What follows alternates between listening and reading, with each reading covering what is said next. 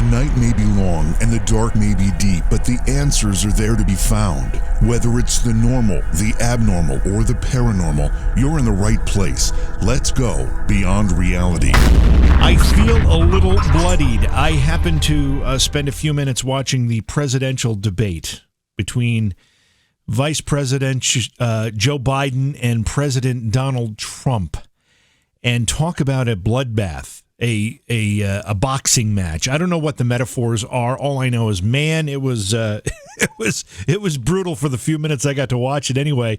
But you know, that's part of the process. Go at it, boys. Go at each other. That's what we want to see. Maybe. I don't know.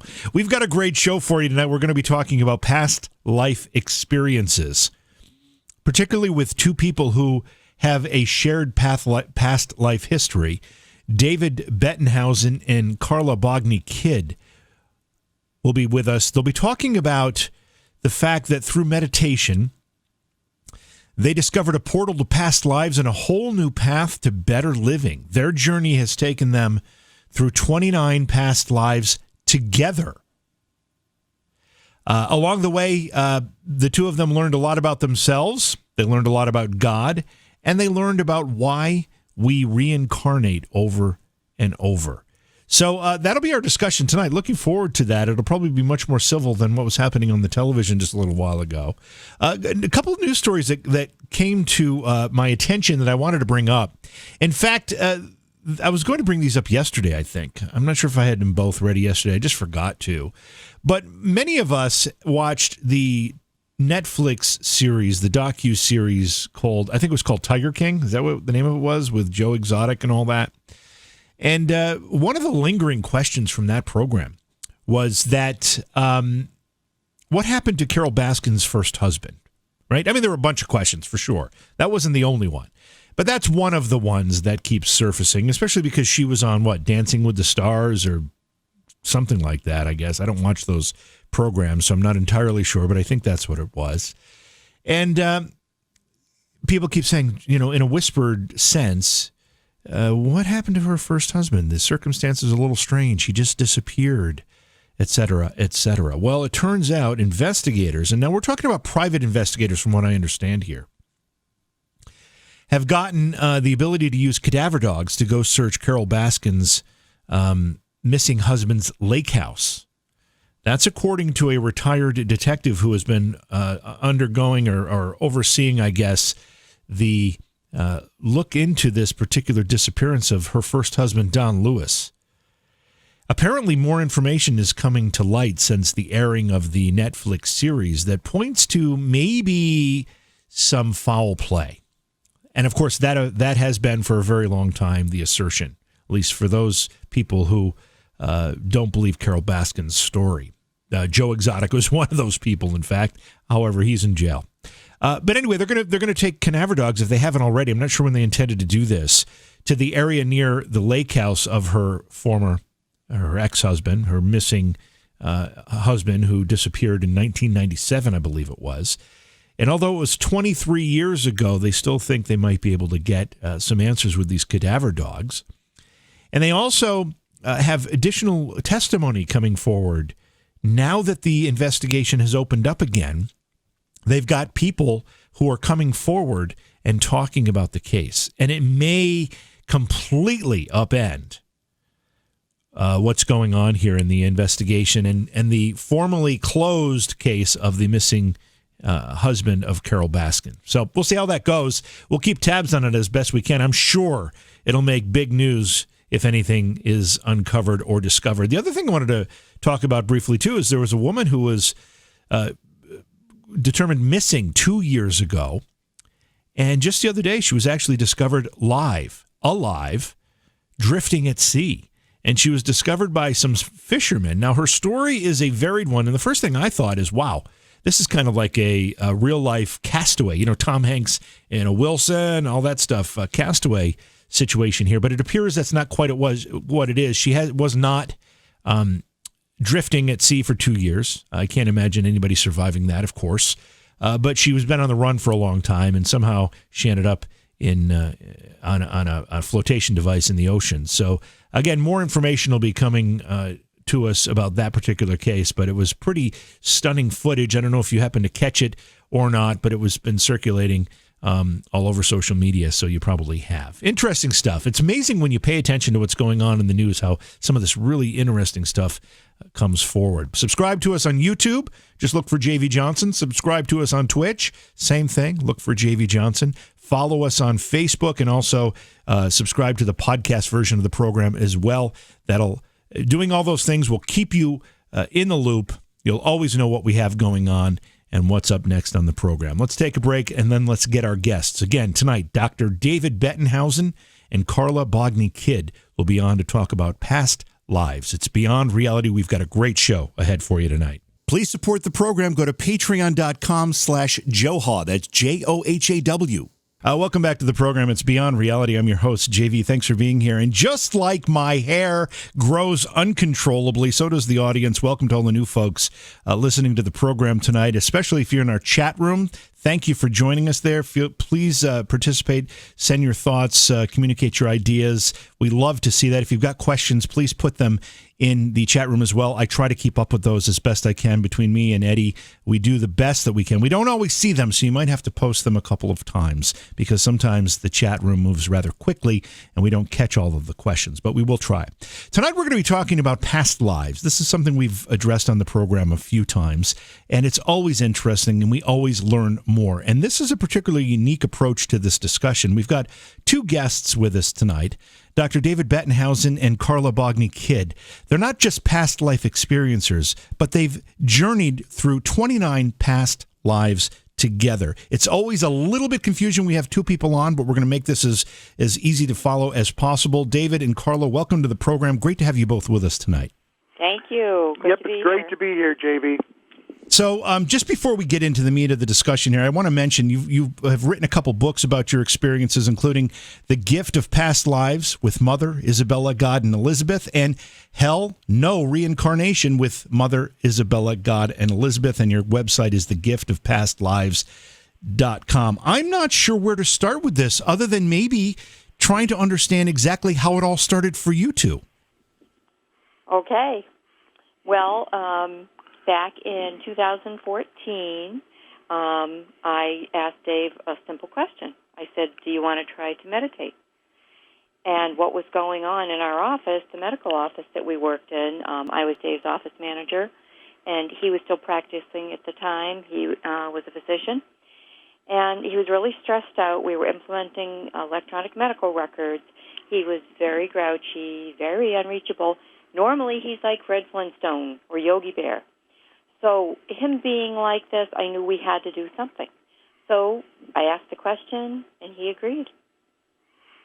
And it was really probably the right time for me, JV, because what really happened, I was so stressed by all of this and was working. Suddenly, the 8-hour days were becoming 14-hour days, and electronic medical records were awful. The first few days, I just thought, this is a great break. We turned off all the computers. We meditated for about 30 minutes. Everything was dark. Carla lit a candle and played some music, and the office girls meditated, and we thought it was fantastic. However, we kept meditating, and then one day while I was meditating, I had a memory, and the memory was me on a beach.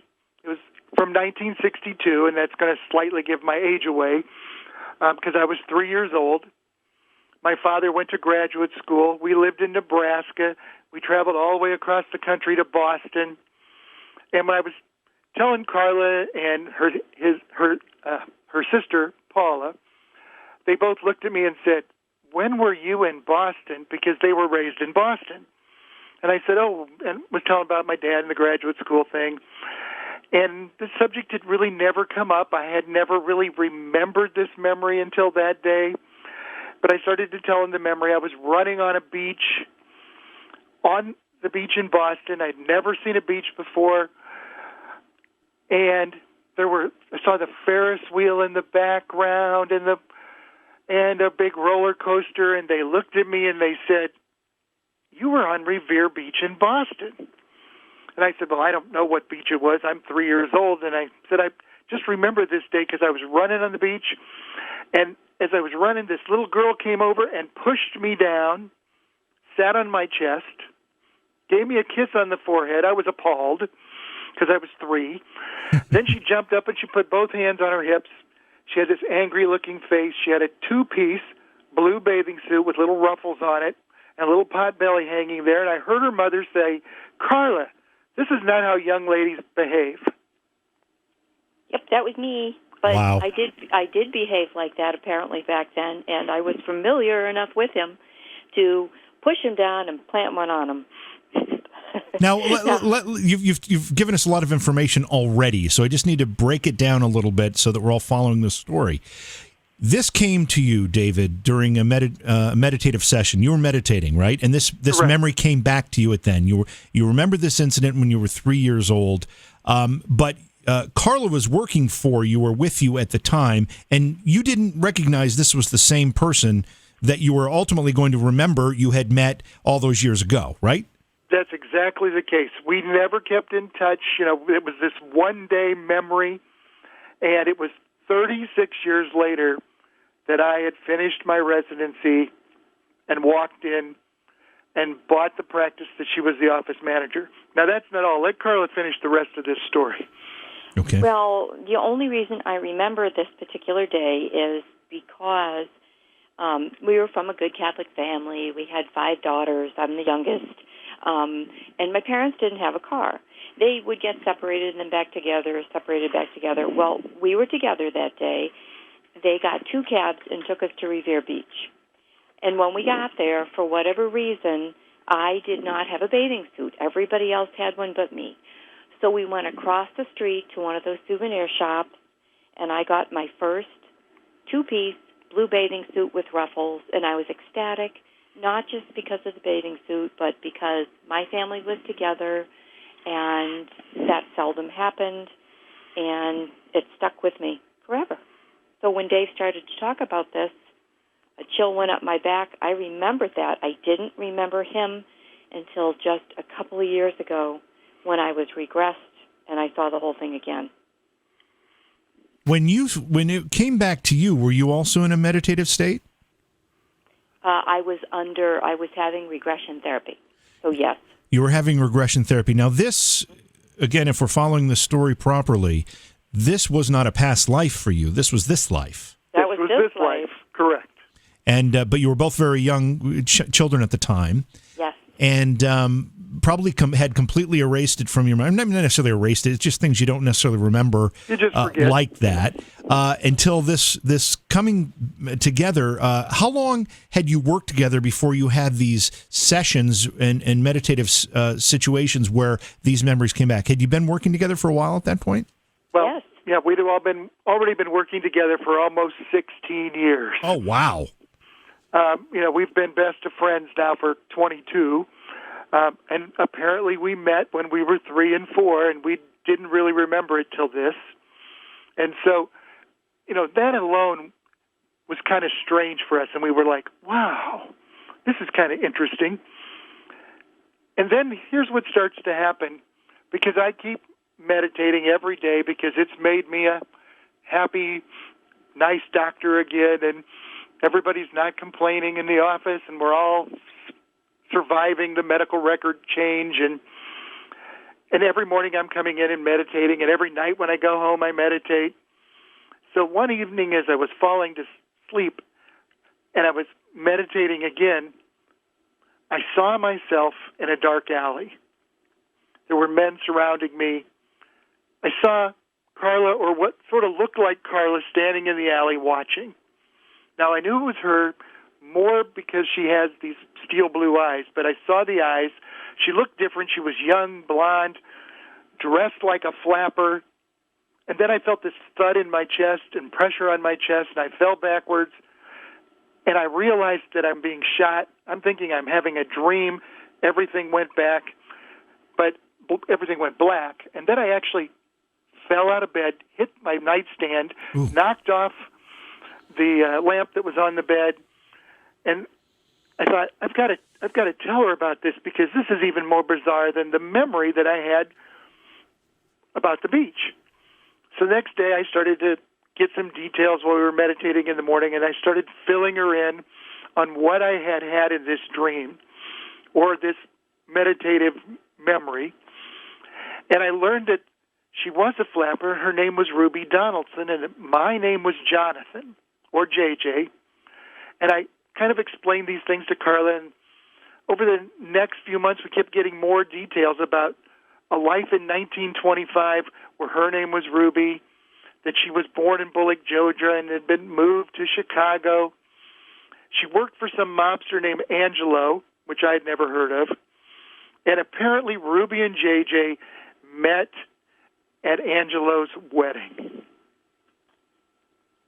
And there came a day when I was not working when Dave called me at home, and he was telling me some of these things, and I actually got onto Ancestry.com, and I did find Ruby Donaldson, born in 1904 in Bullock, Georgia. She was one of 11 children born to James and Anna Donaldson. And then I found a mobster named Angelo Genna. He was actually the head of the North End in Chicago, in Little Italy, before Al Capone. Wow. I found 2 newspaper articles. One of them confirmed a wedding, January the 10th, 1925. The other one was a picture of the wedding cake when he married Lucille Spagnola. And the reason they had a picture of this cake is because it was over 10 feet tall.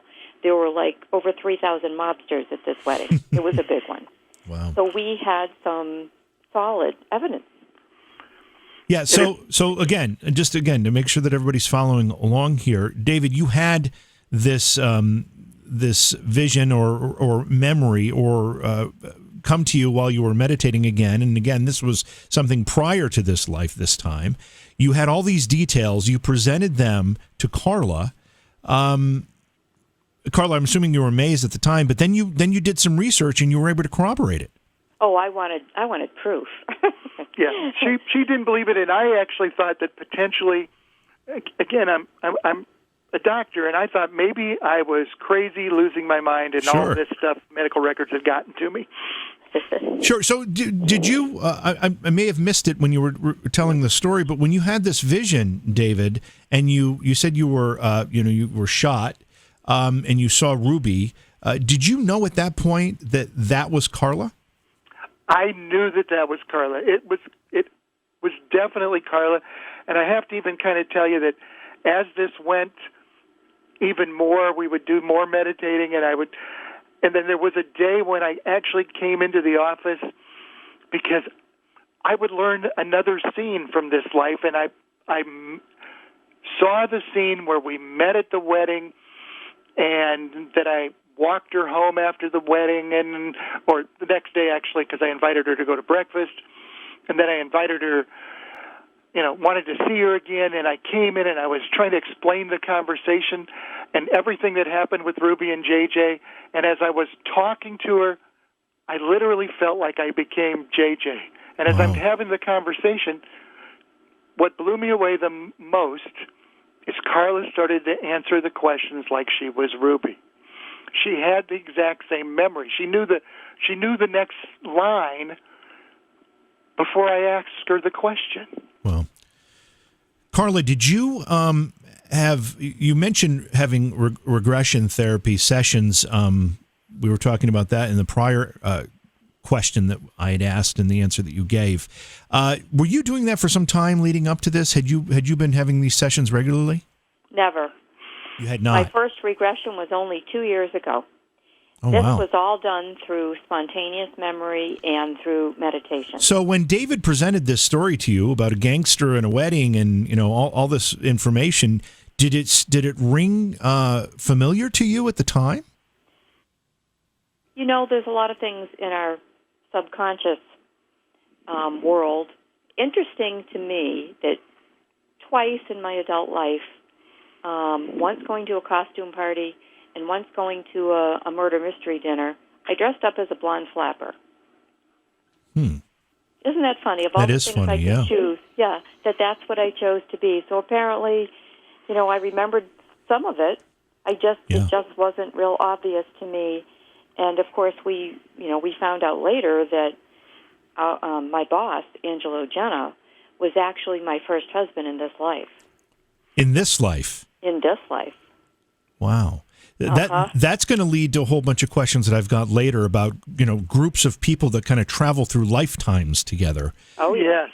Which we'll get into. But I want to make sure before we start moving on to other parts of this that you've completed the story of how this began for you. Would you call that point, that moment, when you were able to corroborate this story and you both started to have these shared memories of a past life, was that the point where you knew you had to investigate this further? Absolutely. We were already writing everything down. We were journaling everything we got every day, and nothing was making sense until this point. And since then, it's interesting because we've found past lives in places that Carla has traveled. She's been to the Mayan Riviera, and we found a past life that was a Mayan life. She's been to Rome, and we found a Roman life. Those kind of things started to really blow us away as we were adding things up, because there was a day I saw this Mayan temple. I didn't really know what it was, a Mayan temple, but I was talking about a temple, and Carla brought it up on the computer screen and says, it didn't look like this. And I said, yeah, it's that one, because she had been there in this life. Mm-hmm. So she's been drawn back to some of her past lives, I was there too. Did either of you have an opinion on this whole topic prior to this epiphany? Particularly you, David, as a medical doctor. Did you have any thoughts on this at all? Well, not only was I raised Catholic, but I really didn't think that this was a high probability. Now, since then, again, I'm a doctor, so I've done as much research as I can. Carla had read the book, Many Lives, Many Masters by Brian Weiss. We did go get past life regression training because I needed to know more about this than I knew. I've read all the research by Ian Stevenson and James Matlock, where they have gone back and studied childhood memories of children, where they've kind of verified 2,000 or 3,000 cases of true reincarnation cases. I've read about NDEs, trying to figure out what I can piece together that makes the most sense. And certainly it matches my meditation experiences, that during these NDEs, people have spiritual beings that they see. They have some sort of past life review. They seem to meet family again or return in family groups. All those kind of things are very consistent across NDEs, past life regressionists, some of these spontaneous memories, the memories that children have. And so even if I want to consider past life memory regression anecdotal evidence, I consider it all part of the picture, and I've become, and through meditation, even more sure that this is the reality.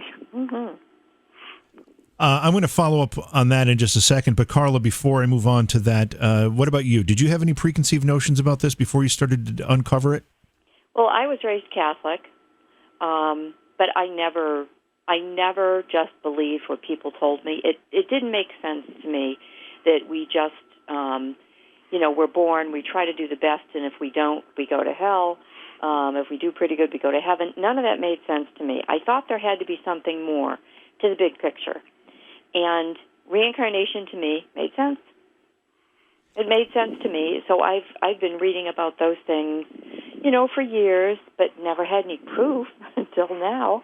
I'm embarrassed to say this, but I was I'll say raised Catholic, but my family was not necessarily a church-going family, but I was baptized Catholic anyway. I don't completely understand the Catholic position on reincarnation, other than it doesn't happen, right? Correct. Right. They've removed it from everything. Yeah. And part of that, you said early, JV, that we wrote a second book, and part of the second book, Hell No Reincarnation, was really our attempt to kind of justify what we learned when we were Catholic, what other religions and faiths think. We do have some more past life stories in that book, but we actually went through and looked at some of the church history that's not really in the Bible, not really published, not really approved. And we really found that even to 200 A.D., Origen, who really wrote almost all of the Catholic doctrine, who was really a Jewish trained and Greek-trained philosopher who lived in Egypt, no less, but who wrote most of the early Catholic doctrine, his doctrines all included reincarnation, and it was about 400 A.D. that the church actually excommunicated him because it appeared that the church didn't believe that we could control the people if they thought they had another chance. Ah. Always comes down to that, doesn't it? Yes. How will the church control if people get chance after chance to get it right? Right. I've heard the word meditation. I've heard the word regression. David, you said your first experience as we started this discussion was related to a meditative session. Is there a difference between meditation and a regression session? For you and your listeners, because I've done as much research as I can on this, the reality is that past life regression is probably a little suggestive. It might not be the perfect thing to research because adults have a lot of hidden memories, so they may be remembering something they watched on television, something else. Yeah. Those are all possible explanations. Usually, researchers will use meditative experiences the same way, but the reality is, if you're talking about the medical science, you're talking about subconscious memory that exists related to beta and theta waves in the brain. Becomes really complicated, but subconscious is literally suppressed, but it's part of our evolutionary cycle so that when you experience something in the past, your body keeps a record of it. So if you touch something and it's hot, you realize it's hot so you don't touch it the next time, which is kind of interesting that that's the same place that past life memories come. So if you've experienced a danger in the past life, that continues with you, which makes sense from an evolutionary state. I've got to ask you, because we've talked about the books a couple times here, and we'll certainly talk about them more as our discussion goes on. But in the titles of both books, you have Mother, Isabella, God, and Elizabeth. Who are those people, and what is the meaning? I mean, I know who God is, but... Yes. Well, and again, this is part of our meditative experience that became even more interesting and more exciting, and with the lessons we learned from past lives, but the lessons we learned from these four individuals became, or four beings, if you want to call it, became even more important to us during some of the sessions when we were meditating. The first person I met, and again, this was sort of a strange experience for me, is I was meditating one day. This was on day 3 of meditation? Yeah, on day 3. I met a woman, and she reminded me of Carla from a side view because their eyelashes were a lot alike. And this woman was happy-go-lucky. She had sort of a purple cloud over her head, and she kept showing me a shoe. And so right after meditation, I thought, I'm certainly crazy, but I went in and I said, Carla, I think this was your mother. And she was showing me a shoe and this cloud on her head. And what'd you do, Carla? Well, first of all, my mother died in 1996.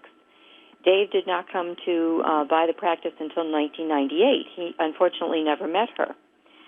So when he said this to me, I didn't doubt it one bit. I've always been open like this. I just thought, why the heck is she coming to him? Why not me? So I went over to the computer and I brought up all these shoes. And I said, what shoe did my mother show you? Now, there's 60 or 70 pairs of shoes on this computer screen, and he picked out the pair of shoes that my mother wore. She was a ballroom dancer, and she had a certain shoe she wore. She never veered from it. It was always the same type for her entire life, and she wore them as dress shoes, too, as long as she was comfortable. He could not have possibly gotten that shoe correct, and he did. Wow. So that's number one. That's Mother. And so as I continue to meditate and I continue to get these memories and I'm getting pictures of little things, and I got a Civil War battle one time and a man shaking, a little Civil War officer who was shaking a Bible at me.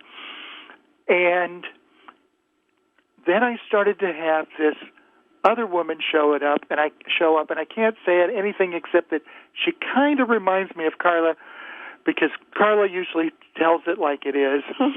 And this woman told me her name was Isabella and that she had been with me throughout my lives for almost 6,000 years. Wow. And again, I'm thinking, okay, I'm right on the edge of still crazy, or do I still believe what I'm seeing? Everything Carla's looking at is showing up as true. Every research I'm looking at is true. I have some spiritual being who tells me that she's Isabella and that she's my spirit guide and she's been with me for 6,000 years. And Carla kept asking questions. And one day Carla says, well, who really is God? And I heard the voice say, I am. And then he got extremely emotional. And I started to cry, and I didn't understand why, because, of course, he's meditating and we're silent. And all of a sudden he was very emotional, and I said, what's going on? And he started to explain it. And shortly afterwards, we met Elizabeth, who is also Carla's spirit guide and has also been with her almost 6,000 years. Wow. And so, while writing this book, and we certainly heard lessons during this, and they would explain what we did wrong in past lives and all these kind of things, we thought they needed credit because really much of the book is written with their inspiration, and it's a story we had to tell. And, of course, the details, the vast amount of details that are in the book, because the gift of past lives is 21 of our 29 lives, and the details are just so unbelievable what Dave is able to get, because Dave really does have the ability to go right to the life and live it like it's right now. I'm trying to keep track of questions that are scrolling through our chat room as we go through here, and there are a lot of them because it's such a fascinating story and a fascinating topic. But I want to ask you something about something you said a little bit earlier. I think, Carla, you said you went for regression training. Did you, yes. you used the word training. Does that mean you were trained in how to help other people have regression sessions, or for yourself, or both? Well, when I first had the 1962 experience, I actually went for a regression therapy. I had that done myself. That was 2 years ago. And then shortly thereafter, we went to the Omega Institute in New York, and we actually trained under Dr. Brian and Mrs. Weiss for a week-long seminar.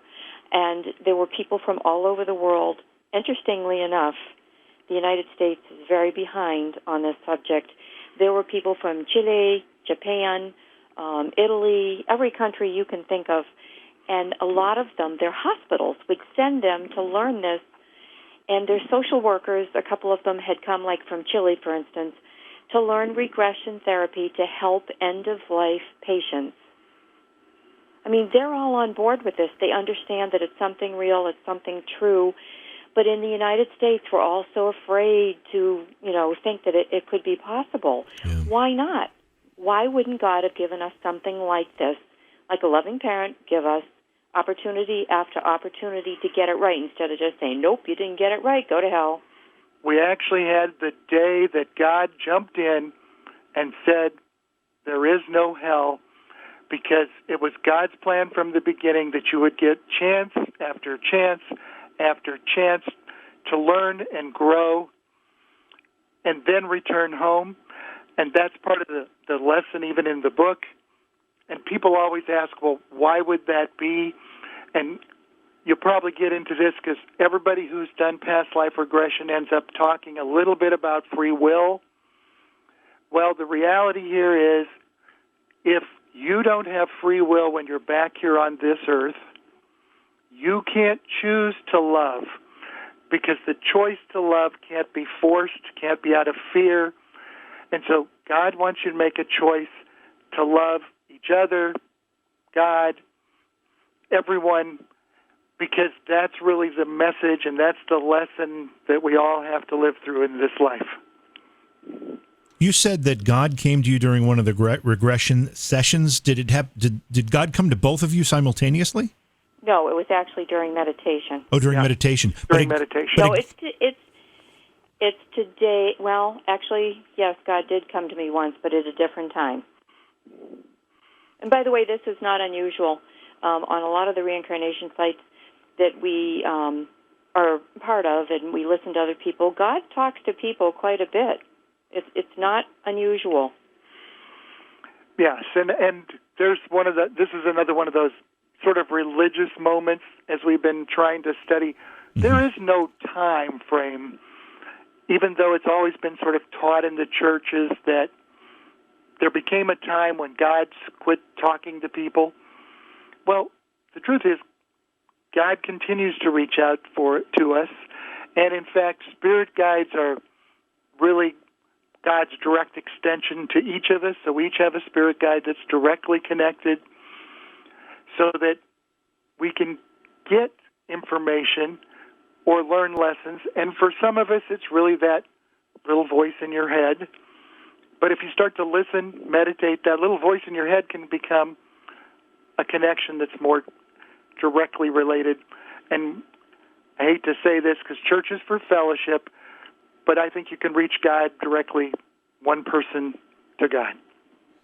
I think that's important to hear somebody say, because I often think we're told that we need an intermediary to make that connection, and I don't necessarily believe that's true.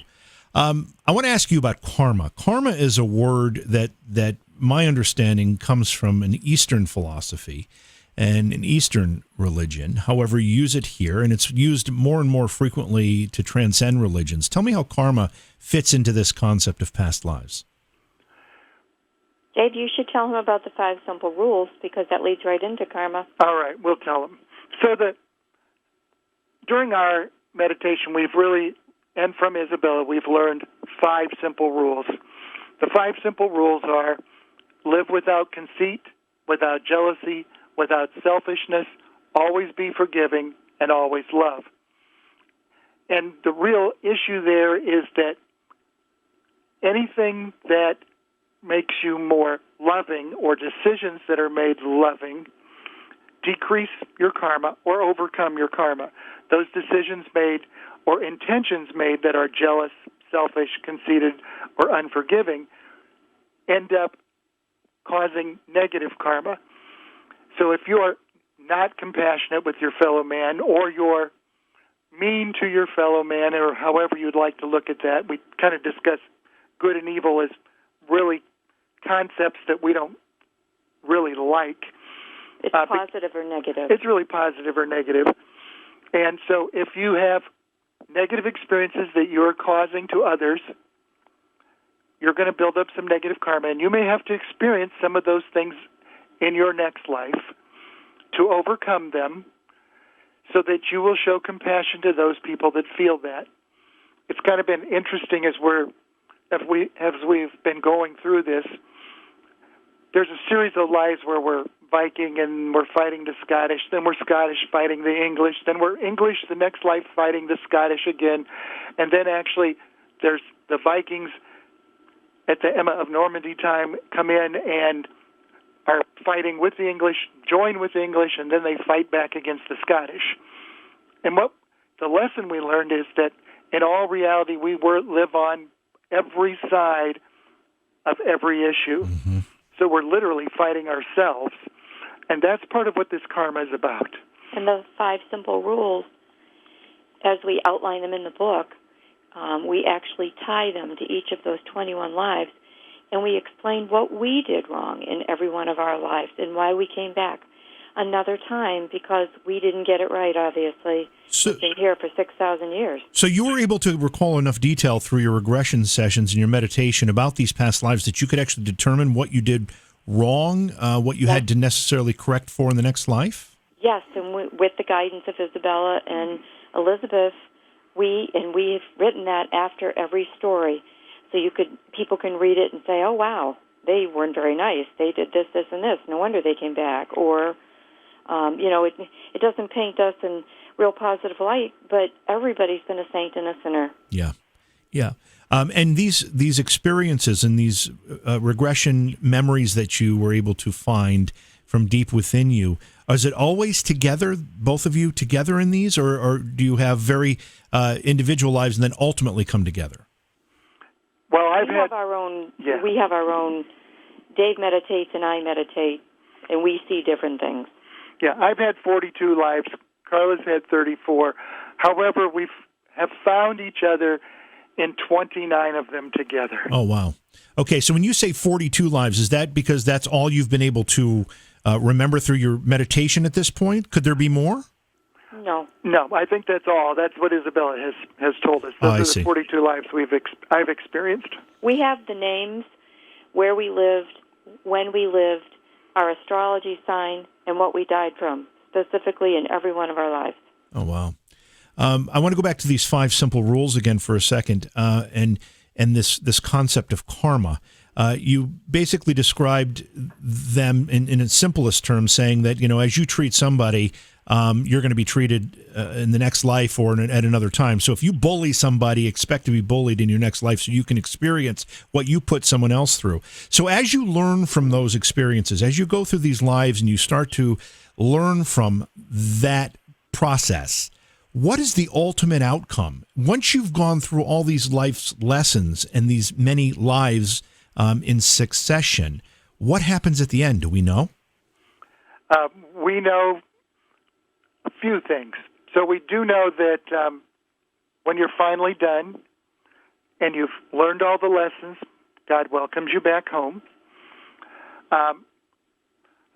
Because of all of our meditation experiences, I'm going to give you kind of a little example. That time between lives, we call it atonement in our book. Some people call it past life review that some of the NDE people have had. During that time frame, you live what you did in this past life. You get to feel what the person went through that you did it to, so you do get a chance to learn some compassion. And I've got an example because I've had what I would call an absolute privilege is when my father died in this life, I was meditating, and I got to go through his past life review, or at least a portion of it. So I'm going to tell you a few stories. My father had a past life where he was a slave trader delivering slaves to Bermuda. In that life, he separated parents and children and husbands and wives, chained them into the bow of the boat. Right. And then in the very next life, my father lost his daughter, who was stolen or kidnapped, and his wife died during childbirth. And then he had J.J. Wright, who was me in the Ruby story. My mother died during childbirth, but he literally had to lose part of his family. And in this life, my father got his master's degree, was a high school principal, and he got a very severe case of Parkinson's in his older age. And from the age of 60 to the age of 84, he was chained to a wheelchair with his disease. So I want you to think about sort of how karma might work. Yeah, that makes a lot of sense. Carla, I'm sure you have similar stories and similar memories. You mean as far as atonement? Yeah. Mm-hmm. Well, the memories I get are not as detailed as what Dave gets. Dave is very talented. Like I said, he gets details that I don't get. I have not lived through atonements.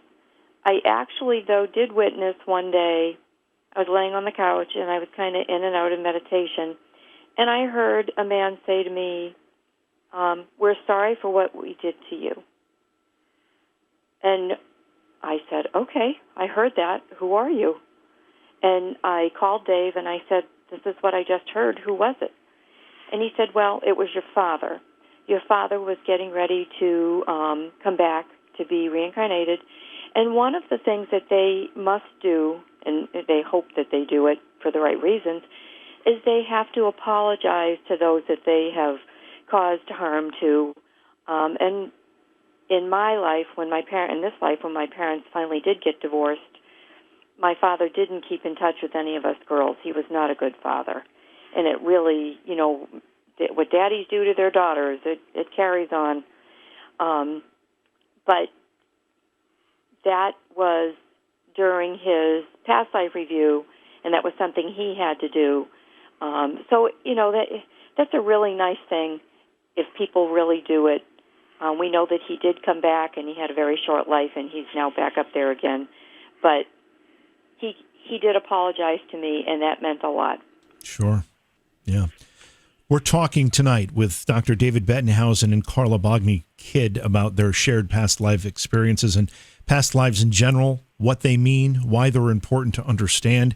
They've written 2 books on the topic that share some of these experiences: The Gift of Past Lives with Mother Isabella, God, and Elizabeth, and Hell No, Reincarnation with Mother Isabella, God, and Elizabeth. And you can get more information on the gift of pastlives.com. I need to ask you a question that scrolled through the chat room just a few minutes ago, and I don't want to forget it. A lot is discussed about Akashic Records. Yes. Have you ever had Akashic Record readings, or do they play into this idea that we're talking about tonight? I'm going to tell you that I think there's confusion related to that. Mm-hmm. However, I think your own soul is that portion that the world likes to call the Akashic Record. It's, maybe you want to call it a metaphorical book or a metaphorical record, but you're literally recording all of your past lives in your soul. All of it remains in your subconscious. That's what past life regressionists do. They're tapping into that past life memory. I think that's your Akashic Record, because it's really the record of everything that's occurred in your soul. And if you put everybody's soul together, I think that's what most people are talking about when they're talking about the Akashic Record, is the record of all of the experiences of all of mankind. You mentioned, sorry, did you want to add to that, Carla? No, he described it very well. I think, unfortunately, in this world of the metaphysical, spiritual world, there's a lot of labels put on things. I think it's a lot simpler than it needs to be. People talk to their spirit guides. Some people talk to passed over persons waiting to reincarnate. And they all, just like us here, we all have different labels and different titles we put on things. And I think it's just what Dave said, and I don't know where Akashic Record came from. We hear it a lot, we read it a lot, but yeah. I think it's just that record of everything. Yeah. David, when I asked you what the outcome of all of this was after you've done several lifetimes of atonement and you've learned all that you can learn, if that's even possible, you said, and I think I'm quoting you here, God welcomes you back home. What does that mean? That you no longer experience physical life at that point? Is that heaven? That's heaven. That's what most of us consider or could think of as heaven. That time of returning back when you no longer have to deal with any of the life stresses of the physical world. You're in communion, if you want to call that. It's sort of a religious word, with God. It's joyful. There's no longer the stresses that everybody has to go through. And you've literally really completed all of those jobs that you needed to learn, or those lessons that you needed to accomplish. Yay. Yeah. That's what I think, yay. Talk to me, and either one of you or both can field this particular question. Talk to me the importance of learning this about yourself. How important is it to us in the here and now, for whatever that is, that we know about our past lives and some of the things that we've experienced prior to this life? Well, if you know what you did wrong, and you know you're back here, we do have soul memory, and we do have personalities that are very similar every life. If you know that you're carrying some things from a past life, and you're possibly carrying them into this life, then you better take a good look at yourself, self-evaluate. If you know in the past you were selfish, conceited, jealous, look at yourself and say, am I doing that again? If I am, put myself in check. Everything stems from those 5 simple rules when you think about it. And it's just really, it's easy to overcome it if you just stop, and every choice you make, you ask yourself, am I doing this, or this? Stop yourself. Evaluate. And if you really want to think about it, JV, because everybody doesn't have the experience that we have, but if you really want to think about it, the reality there is, if you live your life with the intention not to be conceited, selfish, and jealous, and if you live your life with intention to love, it probably doesn't even matter if you know your past lives. Because it's really a matter of, this is the life that matters, and you can't change that past anyway. And so it's really an acceptance of that we're not perfect people, and we're not always perfect, but we have the chance to start to become better people today. And if you find out in the past you were somebody famous, so what? Because you're here now, so it wasn't that great, was it? Exactly. But I have to kind of question something you just said, Carla, because I would assume, and maybe my assessment of this isn't accurate, but I would assume most people don't have the luxury of having knowledge of what their past lives are. And even if they have some hints of memories, they might not make that connection. So therefore, most people are going through this life, the current life, whatever the current life is, without the benefit of knowing what their mistakes were in a past life. So it'd be hard for them to be able to atone for things that they're not aware of. But at the same time, I have to believe that something either innate or divinely driven helps us correct those wrongs, even though we might not be aware of it. That's called a spirit guide. Yep. And if you open your ears and you listen and you meditate, they can reach us. If your mind is always busy and always shut off, they cannot reach us. And remember, JV, if, just like I told you, in the subconscious we have, even in neuro research and all of those things, in the subconscious we have a record of all positive and negative experiences in this life. And if you're aware that you have some sort of record of all positive and negative experiences in your past lives that affect how you make your decisions now, or if you want to think sort of a Buddhist perspective, if you disconnect from your suffering, or you disconnect and thought you were living, and you've changed your perspective, and you start living on the right path, you can overcome anything in this life by just making choices that are loving. And JV, Isabella, Dave's guide, gave us this little chart one day. This will help. If you are a Taurus, Gemini, or Cancer, in a past life, you were working on conceit, which means you could have a tendency this time, so correct it.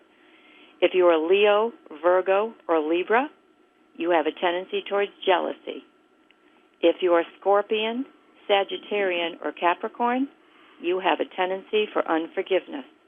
And if you're an Aquarian, a Pisces, or an Aries, you've had a tendency towards selfishness. Do those apply to this life as well? Yes. Those apply to this life, and yes. We are given an angel that helps us specifically with all of these things. So if you're meditating and you see colors, the color is your angel, here to help you overcome those things. So you're really not in this all alone. And the reality is, one of the lessons even in the book is, we're never alone. And there's always some help that God is sending you. Either that He's giving you another chance, He's sending you angels to help you, He's sending spirit guides to help you. And then we have our family mates that are here because we get along great with them. They're here to help us. Now, I have forgotten already what you said the first group was, because I'm a Cancer, so I was in that first triad of astrological signs. Okay, yeah. So Taurus, Gemini, and Cancer, you had a tendency towards conceit. Is that why I'm doing a radio show? Is that what this is about? No, but conceit is in a lot of forms, and that's why we have these all outlined as the 5 simple rules, because conceit isn't just I spend all day looking in the mirror. Right. You could have a tendency to think that your way is always the right way. Well, I know that to be true, so I'm okay with that. There you go, Davey. None of us want to admit it. There you when go. you look at this chart, we think, oh, God, I'm so bad. But you just keep working on it. David, I think you said 42 lives. Was that the number? That's correct. How do you know how do you know how far along in this evolutionary process of your lives you are? I mean, is it 1,000 lives? Is it 100 lives, or does it vary depending on how much progress you make each time? I think it varies depending on the progress you make each time. You know, I have to admit that every time I talk to Isabella, I do kind of hope that I'm close to the end of the cycle, but we don't really know. When you go through your review, you know. Yes. When you go through your past life review and you're in the middle of atonement and you realize that they keep showing you things you've done wrong in your past life, I think there comes a point when you realize, well, okay, I'm returning for another one. But I've read different things, but the reality is it's really a matter of just learning to love. And so I'm hopeful that writing the book is part of our mission and sharing the love experience that we've had as part of our mission, and hopefully that's going to help me get closer to being done. When we talk about living past lives, obviously a big part of this discussion is the reincarnation process. You come back, you live again. Are human souls always living as human souls? Yes, that's our experience. So a human soul wouldn't come back as a horse or whatever. No, and if I know this is strange because I keep talking about some of the science stuff, but most of the researchers do not experience that anybody reports that. And then the other thing that's true is there's some evolutionary reality that if there's some form of soul, conscious stream, etc., that it requires some sort of neuroreceptors in the brain, and it would be unlikely that our species could reincarnate in another species because the receptors would not be present. And JV, animals live with instinct, not karma. Animals are pure love. They're here to help us and love us, and they don't do anything wrong. And I've seen some of our past pets on the other side playing and happy. So I believe that your favorite pet cat, or Luna, who's my cat who's laying here next to me, isn't coming back again. She's going to be done when she's done with this particular experience. In addition to past life memories and learning about past lives through meditation or regression sessions or regression therapy, is there any other proof of reincarnation that we can point to? Anything else that we can put into that column?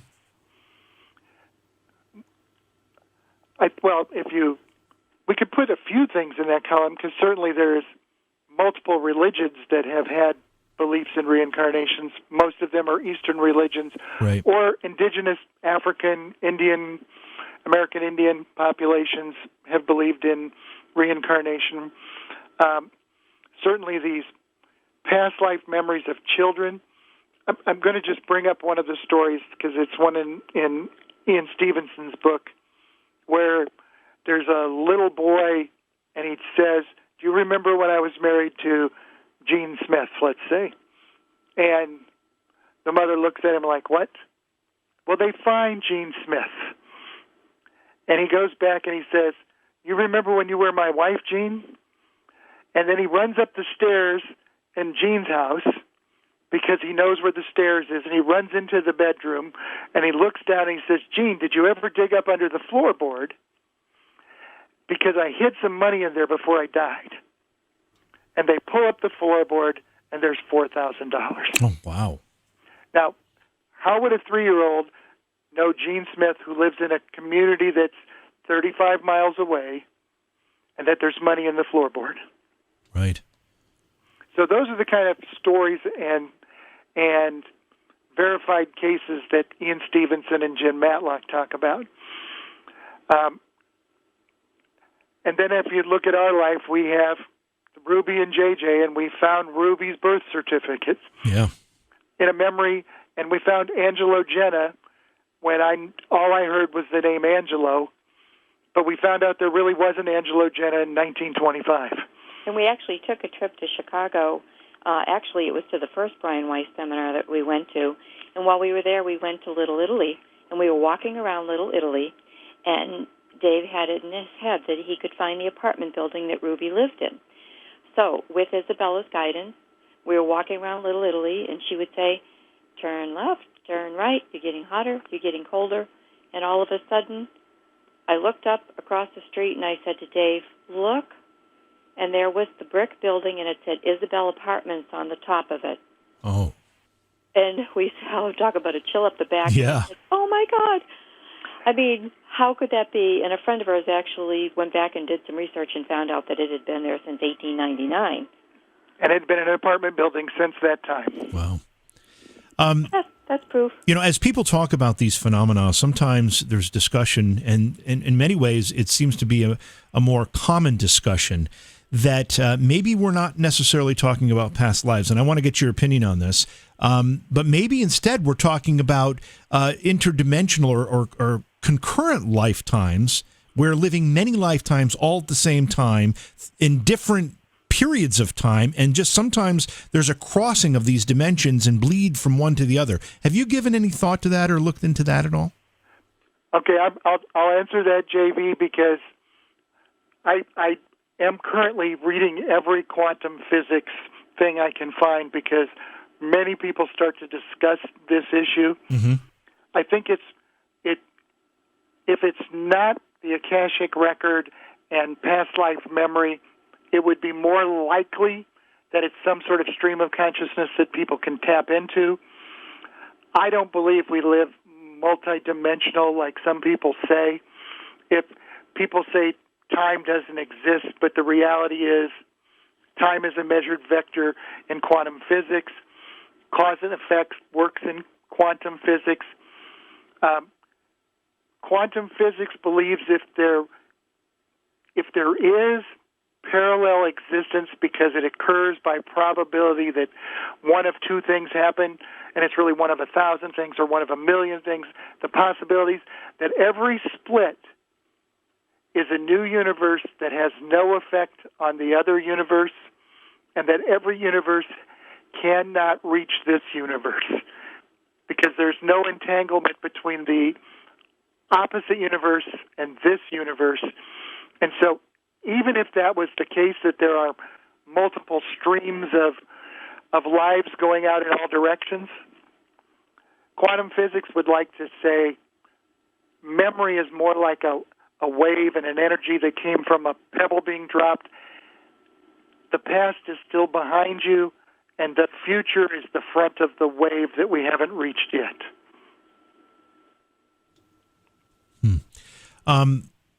We're going to run out of time here before I run out of questions. That seems to happen when we get into topics like this. Yeah.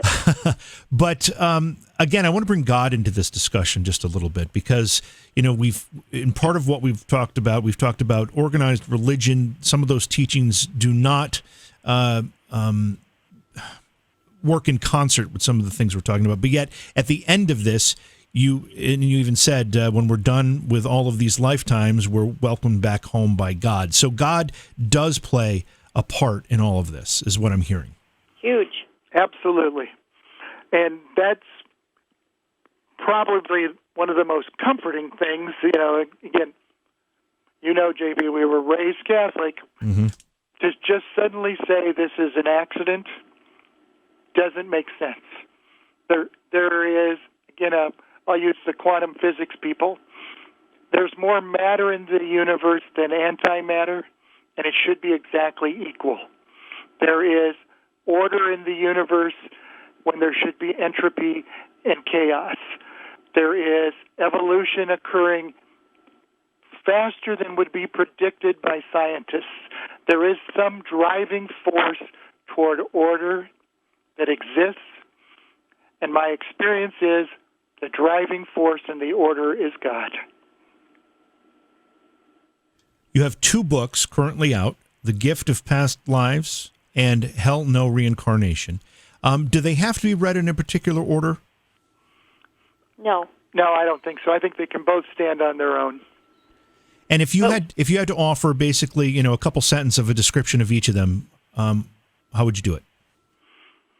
I would say the Gift of Past Lives is about our journey. It's about our journey and our path that took us 5 years worth of meditation, journaling, and experiences with lessons from past lives, lessons from God, and a reality that we're an infinite being, and our goal is to return home. And with Hell No Reincarnation, after we wrote The Gift of Past Lives, we lost family and friends because they just didn't want to believe that we had an experience. So we wanted to reconcile our experiences with God through Hell No Reincarnation, with history and some of the research. Yeah, hopefully we did it with both. When you say you lost them, do you mean that they just didn't agree with your points here and therefore it created some animosity between you? Or do you mean you physically lost them? Physically, they won't talk to us. Because of your beliefs here? Yes, because of our beliefs. Normally, after we do a podcast or a radio show, we get some very angry people that think that we're God haters, Satan worshipers. And hopefully, if they would just read these books are all about God and all about love. Yeah, I don't get that at all. I'm really surprised that a lot of people just don't listen. They hear a few words and they draw conclusions from that, and they don't take the time to really understand what the conversation is. That's sad. That's sad. What do you? And I'm going to tell you, JB, it might be 1,000 people who say, "Great, I loved it," because they're a little more open-minded, and there's 4 or 5 that come back and say, are these guys worshiping the devil? Yeah, and they're the loudest, and they also are the most daring when it comes to social media posts, it seems. Right. But, there might be people listening, and I'm sure there are actually, that are saying, geez, I'm really curious as to know more about my spiritual journey, my past life experiences. How do you recommend they get started on that journey of revelation? Religious meditation. Yep, meditate every day. Open yourself up to the possibility. Journal what might even seem like small glimpses. Think about those things in your life that seem to be, synchronicities. Or dreams that you think are way too vivid are usually past life memories. And then get some regression tapes. Brian Weiss has one. There's YouTube videos that you can do yourself. But start with meditation. Yep. If you're somebody new to this and you do start meditating and you do start to have flashes of memory, is there a way to determine whether or not you're actually getting glimpses of past life memories versus, either you conjuring something in your imagination or recalling a TV show that you fell asleep to last night? Well, usually most people, because we've done some past life regression on people too, but most of the time, past life regression, a real memory has emotion tied to it. So if you just think you're watching a movie and it doesn't move you and it doesn't make any change to you, it's probably some sort of just memory that doesn't matter to you. And the other thing to realize is you're going to find a lot of past life memories that are traumatic, and the reality is the traumatic memories come up easier. Yeah, they surface first, so don't be alarmed because it was then, not now. Carla, David, what would you like to leave the audience with? We've talked about a lot tonight, but what's a final thought that you'd like them to leave this discussion with? Well, I like to leave people with this thought. In this world, we're certainly in a state. It's certainly a more peaceful world than it used to be, but we're still not taking very good care of our planet. We're not taking very good care of our fellow man. We're not leaving this planet in necessarily the best state for our children. But I want you to realize that not only are we not leaving this world in a good place for our children, if you believe in reincarnation, you're leaving this planet to yourself. Yeah, Yeah, you're leaving it to your future, to your next life, whatever it happens to be. Yep. Yeah. Carla, anything to add to that? Well, I would just like to say, don't be afraid to open your mind. It's there for a reason, and don't be afraid to think outside the box. This has been a really inspirational and a very interesting discussion. So I thank you both, David and Carla. Your website is thegiftofpastlives.com. Is that the best place for people to go to find out more about your work, plus more information about the books? Yeah. Absolutely. Great. And I imagine the books are available probably everywhere books are sold, Amazon anyway? Yeah, Amazon, Barnes & Noble. Walmart.com. Yep. Terrific. Well, again, thanks for being here, both of you. It was a real treat and an honor to have you with us tonight, and I appreciate your time. Thank you so much for having us, JV. Yep, thank you very much, JV. It was a pleasure. Beyond Reality Paranormal is hosted by J.V. Johnson and produced by Orion Palmer and Slick Eddie Edwards. Like us on Facebook and subscribe to our YouTube channel. Please consider supporting the program either through your podcast platform, click on the link in the description, or on Patreon at Joha Productions. If you'd like to be a guest on Beyond Reality Paranormal, or you have a recommendation for a guest, contact our producer, Slick Eddie Edwards. Eddie is spelled with a Y at slickeddieedwards@gmail.com.